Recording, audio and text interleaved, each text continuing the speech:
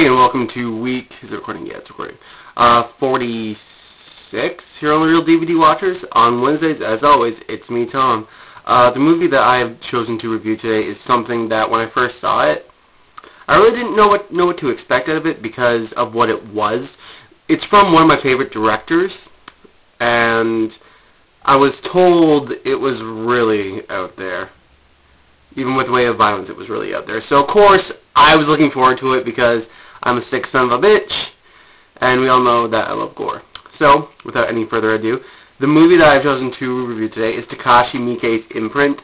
This is from the Masters of Horror set. I used to have the single disc edition, but I sold it because I got the whole entire box set. This is by far one of the most powerful Masters of Horror I've seen in a long time. It's one of the more serious ones, but it's also one of the better done ones. Basically, what this movie's about, it's about this man who goes back to this small little island in Japan and searches for this girl that he met when he was there, named Komoko, and Komoko, yeah. And anyways, he's searching for her at this geisha island where they just sell whores, and he's looking for her, and he can't find her, so he's about to leave, and this little small midget guy who runs the island, I guess, he's like, "You can't leave." He's like, "You're here now. I'll give you a special deal on any girl you want." And all these girls are lined up along the edge of the cages, and they're pining for men's attention. And then he sees one sitting off on her own, and he's like, "Then I want the one in the back." So they do the standard setup thing where the geisha comes in, and she comes in from the profile view, and as she turns her head, you see that her, I think it's her right side of her face is all stretched up.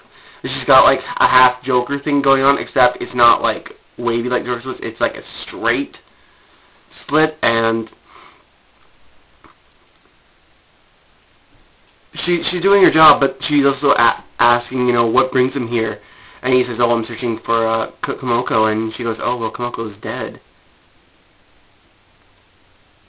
He freaks out and he wants to know the reasons behind her death, and that story plays out. You actually get to see as to why she died, but then you learn something even more sinister is behind it. You learn the past of this girl with a messed up face, and it just becomes this true story of just regret and sorrow. It was actually really, really well done.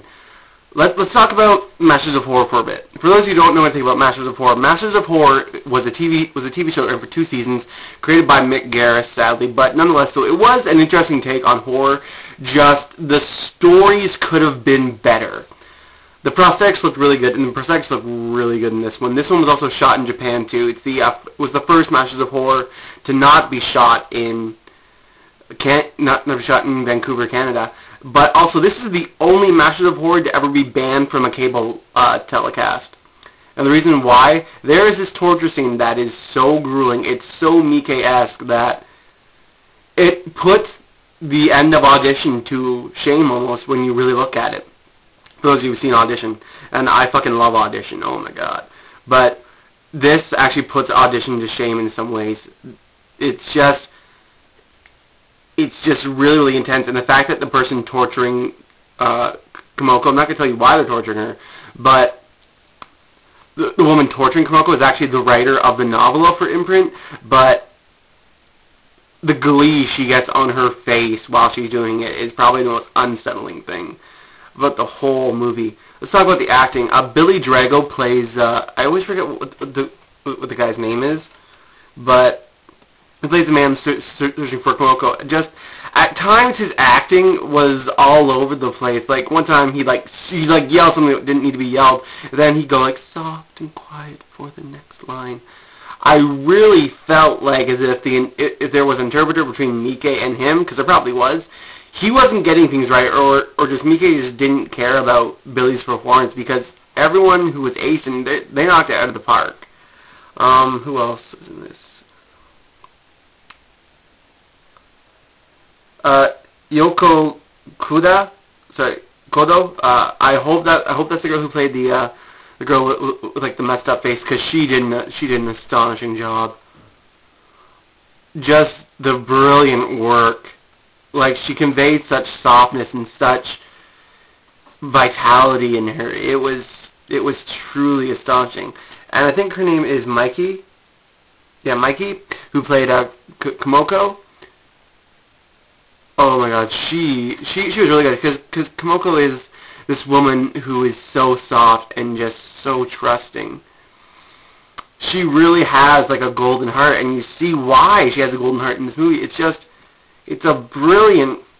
The Asian actors in this movie are just so brilliantly playing their roles. Let's talk about the gore for a minute. There is fetuses in this movie, and they look really well done. There is hands. I don't want to ruin it too much because it delves too much in the plot, but there's this hand scene, and it looks really good itself too. Also, the torture scene looks so excellent because they use needles for torture. They go into the girl's underneath the girl's fingernails and into her mouth. It just looks so grueling and so well done. Miike, he does his gore so well. Another big thing that I noticed about this movie too, Miike uses light to his advantage too, because he's always using like reds or blacks. He's always using like reds or deep rich colors in order for him to create an intensity that's happening in the scene, or he'll use like a blinding light to ensure pain. But he just does it so well, and it's almost Dario Argento-esque with the way how he did Suspiria. What was that? But just you really have to see this one. I know a lot of people don't like Masters of Horror, and you know what? I respect that because a lot of them are shit. But this one just knocks it out of the park time and time again.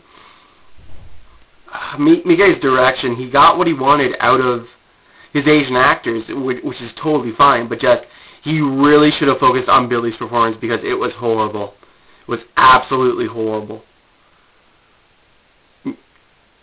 Yeah, this really makes me want to read the novel for Imprint, but apparently there isn't an English translation of it yet. When it does come out, I want to read it. So that was the review for this week. Thanks to everyone who watches.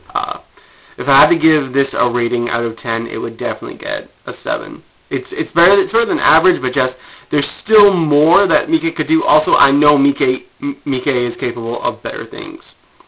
So yeah, so man is up tomorrow, and I will see you guys in a week's time. Bye.